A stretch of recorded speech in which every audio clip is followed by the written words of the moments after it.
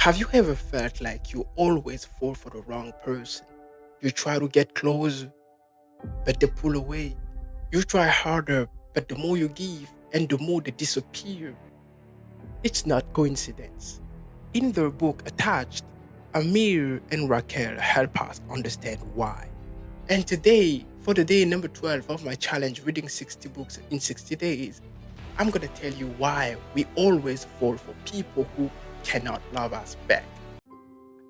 The key to understanding why the people we love cannot or don't always love us back is to look at the attachment style. It is this picture. The book Attached only focuses on three attachment styles. An attachment style helps us understanding two things: the different way an individual can perceive a relationship and how he behaves in this relationship. Your attachment style is just your profile. If you are comfortable with intimacy, you are warm and loving, then you have a secured attachment style. If you seek intimacy and are often preoccupied with your relationship, you worry about your partner's ability to love you back, you have an anxious attachment style. And if you see intimacy like something that will make you lose your independence and try to minimize closeness, your attachment style is avoidant. And this is the key and the reason why we suffer in relationships. The impression we have that the person we love does not love us back, we begin to have it when we do or when we fall in this anxious avoidance trap. If your attachment style is anxious, then you always seek for opportunity to be closer to the person you love. You want to share more things with them. You want to do more things along with them.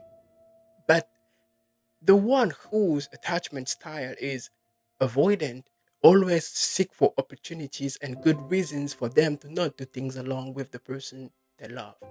And that's where things become interesting. When it comes to closeness and spending time together, an anxious and avoidant have two different needs. The one who is avoidant does not want to spend time with the person they love. On the other side, the anxious one always wants to spend time with the person they love. For the avoidant one, to satisfy his partner's need, he has to forget himself. He has to begin to share more moments of closeness. The problem is that this makes him uncomfortable. And for the anxious one to satisfy the need of the person he loves, he has to accept staying away from this person. And this just means hell for them.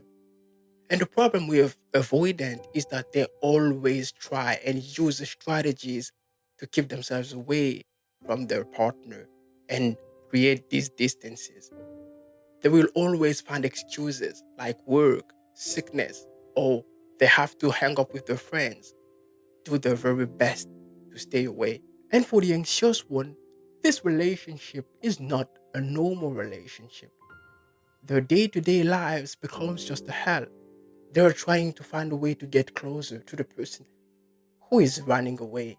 So the older days become a series of exercises and things they have to do. They have to apologize themselves for mistakes they didn't make. They have to try to find good reasons to convince their partner to accept going outside for dinner. And they have to try to ask for explanations for their partner's behavior days and night. And this is exactly the anxious avoidant trap. This relationship for the anxious profile will just make them feel like they love a person who does not love them back. Yes, it is the anxious person who suffers in this relationship and who cannot have what they expect. Because for the avoidant person, as you may have easily guessed, it is easier to create distances than it is for the anxious person to get closer to the person they love. That's why avoidant get what they want and stay away when the anxious one feels rejected. But this is not meant to say that the avoidant person is not somebody who can love. No, they do love. I am myself an avoidant person and I do love people. And I'm trying to fix this problem, but I do love people. This is not the question. This is not the point.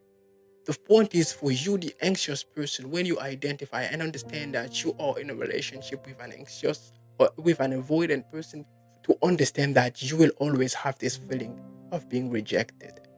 But the very bad news is that you will not get rid of this feeling of being rejected, because it is hard for avoidant people to give you the impression they really love you, especially if you are an anxious person. Being avoidant is not a good thing because you hurt other people. But what is the solution? You got two solutions.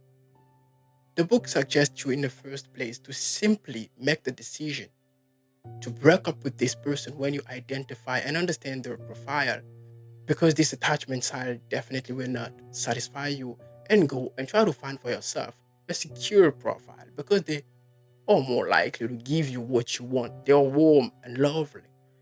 But the second solution is less extreme and easier to apply, because if you love a person for real, no matter how they are, you will try to fix the problem. So this is the best option for you to apply if you find yourself in a relationship with an avoidant person, is to apply effective communication. Just to talk to them and explain what you expect in the relationship. What do you wish? And ask for them what they want in the relationship. Just to see how you feel, and just wait for their answer and ask for them how they want to feel in the relationship. Once you find an agreement, this problem will be fixed for good. That's the secret. Being avoidant is not something that you cannot fix. As long as you identify you have a problem, you can do your best to fix it. I hope this video was useful to any of you. I will see you tomorrow then for a new video for day 13. Bye bye.